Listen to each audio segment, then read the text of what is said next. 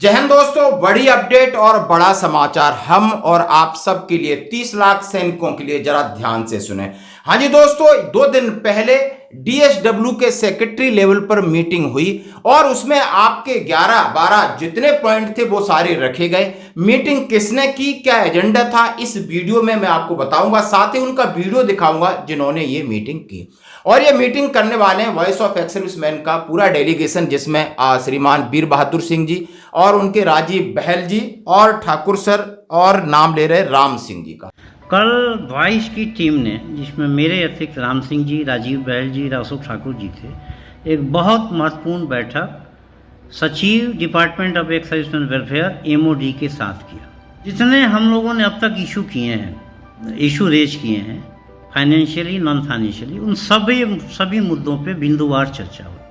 यानी 4 लोगों ने, और भी कोई हो सकता है, उन्होंने मीटिंग की। सेक्रेटरी लेवल की मीटिंग हुई और ये मीटिंग में अपना जो उन्होंने मेमोरेंडम दिए थे लास्ट टाइम में, उन्होंने जो मेमोरेंडम दिए थे 12 मार्च और 6 अगस्त को, उसको लेकर बातचीत की और वन रैंक 1.3 की घोषणा के बारे में पूछा। टेबल का क्या स्टेटस है उसके बारे में पूछा। प्रीमेचर रिटायरमेंट को शामिल करने बारे में, एक्स ग्रुप के बारे में, रिजर्विस्ट को नॉर्मल ओआरओपी में शामिल करने के बारे में। और उन्होंने सीधा सीधा बात किया कि आप डीजीआर में अफसरों को बहुत सारी चीजें देते हो, सोल्जर बोर्ड में आप जेएसयू जवान को भी अपॉइंट कर सकते हो। और उन्होंने सीएसडी में लाइन लगाते हैं जेएसयू जवान बूढ़े हैं क्या, बहुत सारे AFT, commutation, ECHS, MSP, education grant, यानी तमाम मुद्दों पर बातचीत की उन्होंने। और बातचीत इसलिए की कि आप हमारे ये मुद्दे हैं और हमारा ये ज्ञापन है, आपको स्क्रूटनाइज करिए और फर्दर हमारी मीटिंग हमारे सीडीएस साहब से, माननीय रक्षा मंत्री जी से कराइए। हमने ओआरओपी की रिवीजन में कहा कि हमारे 12 मार्च और 6 अगस्त का जो मेमोरेंडम है, उसमें जो हम लोगों ने विसंगतियां आपके समक्ष लाई है, उसको रेक्टिफाई करते हुए आप ओआरओपी टेबल जारी करें। उसमें ये भी कहा कि हमारी जो है एवरेज के बजाय जेएसयू जोआर का मैक्सिमम ऑफ बेस ईयर पे फिक्सेशन किया जाए ओआरओपी का। हमने उनके संज्ञान में ये बात लाई कि मिनिमम गारंटी पेंशन्स का कंसेप्ट ख़त्म करने के बाद कैसे हमारा फाइनेंशियली नुकसान हुआ है 6 पे कमीशन के बाद से, क्योंकि बाद में जाने वालों की पेंशन पीछे वालों से कम हो गई है। आपने ओआरओपी टेबल में देखा होगा, जो भी एनोमली थी, चाहे पीएमआर की थी, एक्स पे की थी, या जो भी थी, हम लोगों के मेमोरेंडम आप पढ़ लेना, उसमें मेंशन है। उस सब पे काम करने के लिए हम लोगों ने उनसे आग्रह किया, उसको रेक्टिफाई करने के लिए आग्रह किया। और साथ ही डीएसडब्ल्यू और जो रक्षा सचिव, उन्होंने कहा है हम जब भी कहीं जाते हैं हम चाहते हैं कि जवान उनसे इंटरेक्ट करें अपनी समस्याओं को लेकर, चाहे वो ईसीएचएस की है, सीएसडी की है, सोल्जर बोर्ड की है, पे एंड अलाउंसेस की है, यानी फाइनेंशियल और नॉन फाइनेंशियल आपके जितने इशू हैं करिए। और मैं चाहता हूं कि लोग हमसे मिले। और आज आप देख सकते हो 22 तारीख है, कानपुर में एक शायद जॉब फेयर मेला है, उनका इंटरेक्शन है, वहां पर वो जरूर जाएंगे। तो सब लोग अपनी बात कहें, ये वीडियो यदि आपके पास 10 बजे तक पहुंचता है। तो दोस्तों, इस सिलसिलेवार हम बात करते हैं कि सबसे पहले वन रैंक 1.3 की सबसे बड़े विसंगति कि आप एवरेज मत करिए, मिनिमम मैक्सिमम को मैक्सिमम एज के ऊपर रखिए और इसके हिसाब से आप सभी रैंक की पेंशन फिक्स करिए। क्योंकि उन्होंने कारण दिया, क्योंकि इससे ओआरओपी इफेक्टिव नहीं हो रही, क्योंकि मिनिमम गारंटी पेंशन जो था वो 6th पे कमीशन के बाद आपने खत्म कर दिया। इसलिए कौन कब आ रहा है, इसलिए बहुत सारी अनोमलीज हैं, बहुत सारा इनमें डिफरेंस है। यदि आप इस चीज को लागू कर दोगे तो आपका सेम लेंथ, सेम सर्विस और सेम पेंशन का जो मोटिव है वो पूरा हो जाएगा। उन्होंने एक सजेशन दिया, टेक्निकली दिया, कि इस वजह से बहुत सारी विसंगतियां हो रही हैं जो कि आपको अधिकारियों में देखने को नहीं मिल रही, जवानों में देखने को मिल रही। और उन्होंने कहा कि वन रैंक 1.3 की घोषणा कब होगी। उन्होंने बोला जल्दी होगी, लेकिन तारीख बताने से वो बचे। उन्होंने बोला टाइम नहीं बताऊंगा, लेकिन जल्दी आपको टेबल इशू हो जाएगी, बाकी फॉर्मेलिटी पूरी हो गई है। और जैसे जो भी है, उन्होंने कहा हो सकता है कि उन्होंने फिर भी कहा कि सर आप इतनी चीजें, जो कुछ ऐसी चीजें उनको आप रेक्टिफाई कर सकते हो, इसमें बहुत बड़ी पॉलिसी के बदलाव की नहीं। उन्होंने रिक्वेस्ट किया, उनको बिल्कुल पॉजिटिव रिस्पांस मिला। देखते आगे होता गया। फिर इसमें क्या निष्कर्ष निकल के आया वो देखेंगे। अब सर का वीर बहादुर सिंह का वीडियो भी साथ साथ आपको दिखाऊंगा। ओआरओपी टेबल इश्यू करने के बारे में हमने कहा था कि कम से कम मैक्सिमम पे, बेस ईयर का मैक्सिमम पे जेएसयू जोआर का फिक्सेशन हो टेबल, ना कि एवरेज पे है, और जल्दी से जल्दी टेबल इशू हो। इसके बारे में उन्होंने कहा था कि जल्दी होगा, लेकिन टाइम फ्रेम उन्होंने बताने से मना कर दिया है। मेमोरेंडम में उस सब पे बात हुई, 1.25 घंटा बैठक हुई। बहुत बढ़िया रिस्पॉन्स रहा है, सेक्रेटरी साहब बहुत पॉजिटिव हैं और ये निर्णय हुआ।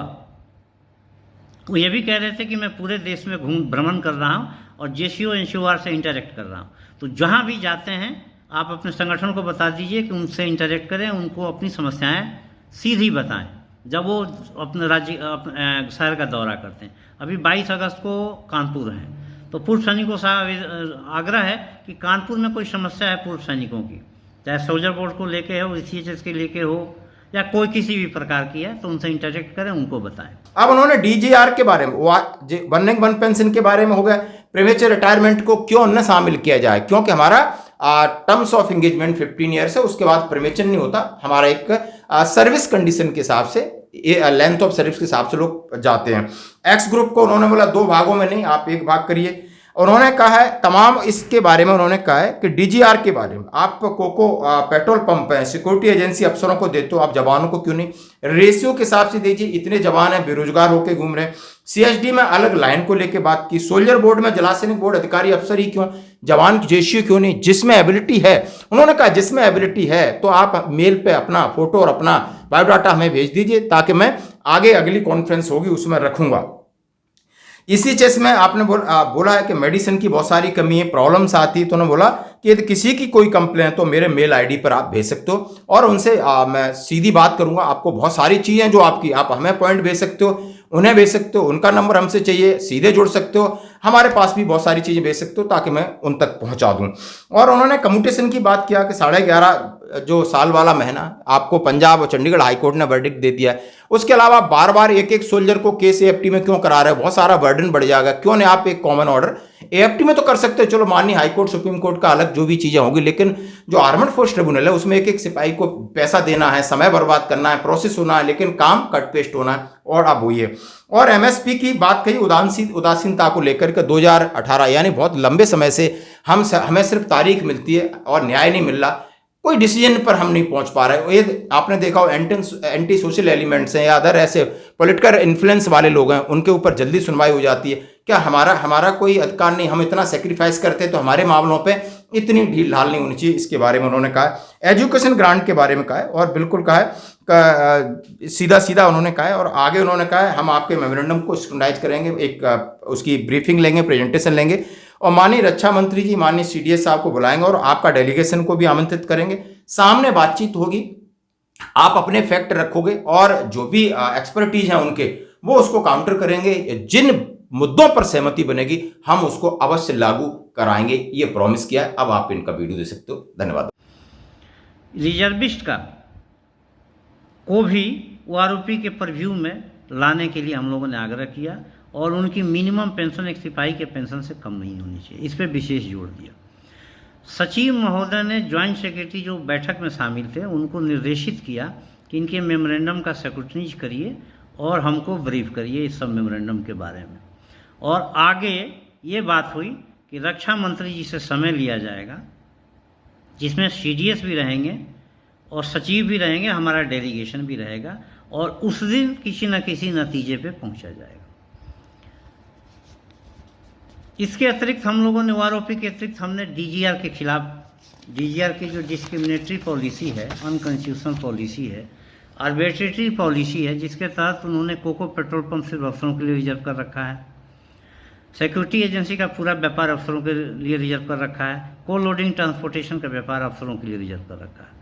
इस पे हम लोगों ने कहा कि आइदर इस योजनाओं को रद्द करिए, स्क्रैप करिए, या फिर इसकी एक्सटेंशन सभी रैंकों के लिए करिए और अनुपात में, जिस रैंक की जितनी संख्या उस अनुपात में व्यापार दिया जाए।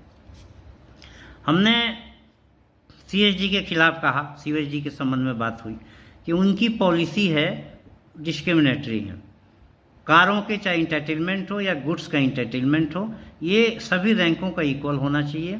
और लाइन जो है कैंटीन की वो अलग अलग नहीं होना चाहिए, क्योंकि बहुत पिंचिंग होता है जब आपको कहा जाता है आपकी ये लाइन नहीं है, ये लाइन है।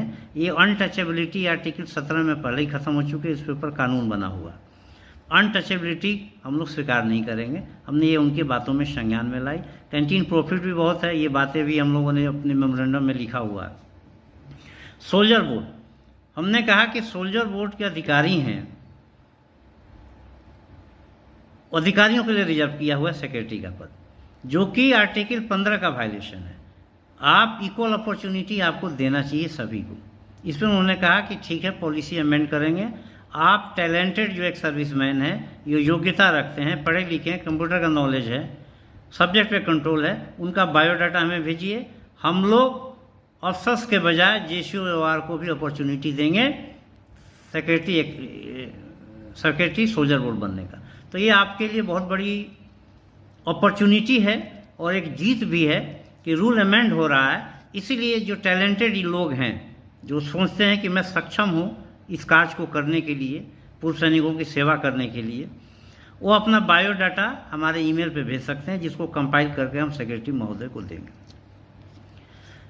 ECHS के फंक्शनिंग के ऊपर बात हुई। मैंने कहा ये फार बिलो द सेटिस्फैक्ट्री लेवल है, दवाइयों की कमी है और बहुत सारे डिफिशियंसी है, इस पर विशेष जोर दिया जाए, इसको ओवरऑल किया जाए।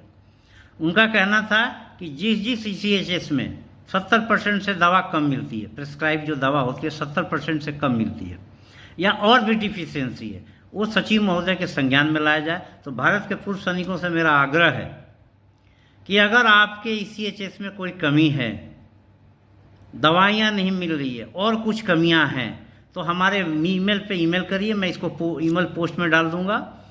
हम लोग कंपाइल करके सचिव महोदय को आगे की कार्रवाई के लिए रखेंगे, आगे की कार्रवाई के लिए भेजेंगे। हमने कम्यूटेशन के बारे में चर्चा किया कि 11 साल 5 महीने के बाद कम्यूटेशन की रिकवरी बंद कर दिया जाए, जैसा कि आर्मफोर्स ट्रिब्यूनल और हाईकोर्ट चंडीगढ़ का आदेश है। इससे उन्होंने आदेश की कॉपी मांगी है। हमने आर्मफोर्स ट्रिब्यूनल के फंक्शनिंग के बारे में भी कहा है कि कोर्ट केसेस की संख्या कम करने के लिए, एक्ट चेकर पे बोझ कम करने के लिए, एक्ट सर्विसमैन का फाइनेंशियल बोझ कम करने के लिए संगठनों को रीट फाइल करने की अनुमति दी जाए, जैसा कि AFT से, जैसा कि कैट से लेके हाईकोर्ट सुप्रीम कोर्ट में होता है। तो उन्होंने कहा कि कैट में नहीं होता, हमने कहा कैट में होता है। तो उन्होंने कुछ सैंपल मांगे हैं कि अगर ऐसा बात है तो आप हमारे संज्ञान में लाइए। तो हम लोग कैट का जो कोई ऑर्डर है या रीट है, उसको हम लोग सेक्रेटरी महोदय को भेजेंगे। हमने कहा कि जनरल ऑर्डर नहीं इशू होता, किसी सिमिलर केसेस में एक इंडिविजुअल गया कोर्ट ने उनको ऑर्डर कर दिया। अब हर आदमी को बार बार कोर्ट जाना पड़ता है, फिर कोर्ट केसेस की संख्या बढ़ती है, एक्ट चेकर पे फाइनेंशियल बोझ बढ़ता है, एक्ट सर्विसमैन पे फाइनेंशियल बोझ होता है। तो जिसका आर्मफोर्स ट्रिब्यूनल ने डिसाइड कर दिया है और वो आगे सुप्रीम कोर्ट में अपील नहीं है, तो उस पर जनरल ऑर्डर इशू किया जाए, ताकि लोगों को बार बार कोर्ट का चक्कर न लगाना पड़े। हमने वेबसाइट की बात की कि आर्म फोर्स ट्रिब्यूनल की वेबसाइट पे डिटेल्स उपलब्ध नहीं रहता है केसेस की, जैसा कि हाई कोर्ट सुप्रीम कोर्ट में होता है। उन्होंने कहा कि हमने रिसेंटली चेयरमैन से बात किया है, इस संबंध में काम हो रहा है, इस संबंध में चर्चा हो रही है। हम लोगों ने कहा कि CGDA के वेबसाइट काम नहीं कर रहा है, काम कर रहा है, उस पर अमेंडमेंट, उस पर सर्कुलर लोड नहीं हो रहा है जब से स्पर्श आया है। तो हम सर्कुलर कहाँ से लेंगे, तो उनकी वेबसाइट पे सर्कुलर लोड किया जाए। इस पे उन्होंने कहा कि मैं मामले को देखूंगा और उनको आदेशित करूंगा। हमने कहा गवर्नमेंट काउंसिल जो हैं कोर्ट केसेस में टाइमली रिस्पांस नहीं करते, तो उनको आदेशित किया जाए कि वो टाइमली रिस्पांस करे, कोर्ट में हाजिर रहे और समय पे जवाब दाखिल करें, ताकि कोर्ट केस जो है समय पे उसका निर्धारण हो सके, उस पर डिसीजन हो सके। मैंने ये भी कहा, अपने मेमोरेंडम में भी लिखा कि हमारे एक सर्विसमैन के बीच ये बहुत ज़्यादा उदासीनता फैल गई है कि माइटी लोगों के लिए, एंटी सोशल एलिमेंट के लिए, एंटी नेशनल एलिमेंट के लिए कोर्ट तो जल्दी खुल जाता है, रात को भी खुल जाता है, लेकिन जिसने अपनी जवानी सेना देश की रक्षा करने में दी है, उनको तारीख पे तारीख मिलता है। इस पर उन्होंने कहा कि इसको हम ध्यान देंगे और बात करेंगे।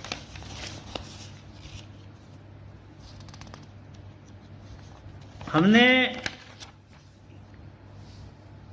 एजुकेशन ग्रांट को इन्हेंस करने की बात कही है, ताकि किसी की एप्लीकेशन, पहले 33% लोगों को भी जो आवेदन करते थे एजुकेशन ग्रांट मिलता था, अब उन्होंने ये कहा है कि रक्षा मंत्री ने स्पेशल इस पर फोकस किया है और 260 करोड़ रिलीज किया है और सारे बैकलॉग क्लियर हो गए हैं, तो इस पर कमी नहीं आएगी। उनकी तरफ से आश्वासन मिला, हमारी तरफ से ये पॉइंट था कि जो भी आवेदन करता है असिस्टेंट ग्रांट का उनको 100% आवेदन दिया जाए, ताकि बच्चों की शिक्षा पे कोई उल्टा प्रभाव ना पड़े।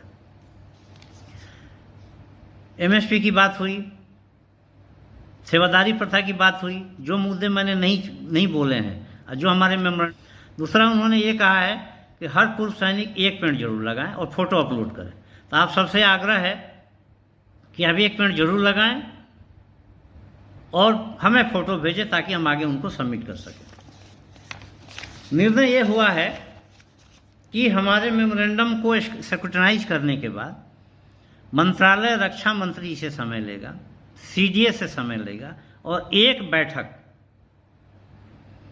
रक्षा मंत्री के साथ होगी, जिसमें हमारा डेलीगेशन भी साथ बैठेगा, सचिव भी बैठेंगे, सचिव महोदय भी बैठेंगे और सीडीएस भी बैठेंगे, और वहीं जो इशू पे सहमति बनते उस पर निर्णय होगा, जिस पे चर्चा की जरूरत है उस पर और चर्चा होगी। तो हम लोगों ने अब तक जितने भी इशू रेज करते रहे, हम लोगों ने कोई इशू छोड़ा नहीं है, सब इनके संज्ञान में लाया है, बल्कि एएफटी वाला जोड़ा भी है। उम्मीद है कि सरकार हमारी समस्याओं की तरफ ध्यान देगी और इसका त्वरित निस्तारण करेगी। अब हमको करना क्या है, अभी आप लोग ईसीएचएस के देश भर में जहाँ जहाँ समस्याएं हैं, जिस ईसीएचएस में समस्याएं हैं, अगर आप विक्टिम हैं या आप देख रहे हैं, आप हमारे वहाँ की समस्याओं को भेजिए ताकि हम कंपाइलेशन कर सकें। अगर आप सिक्योरिटी के योग्य समझते हैं अपने आप को सोल्जर बोर्ड के, तो अपने बायोडाटा हमें सबमिट करें ताकि हम उनको भेज सकें। रक्षा मंत्री से मीटिंग के समय लिया जा रहा है, हम लोगों के द्वारा भी लिया जा रहा है, और सरकारी सचिव department of ex serviceman welfare के विभाग के द्वारा भी लिया जा रहा है। अगली बैठक जो होगी रक्षा मंत्री के साथ, अनुमान है कि हम लोग कुछ हासिल करेंगे, हम अपनी समस्याओं के निस्तारण के प्रति वो बैठक मील का पत्थर साबित होगा। जय हिंद, जय भारत।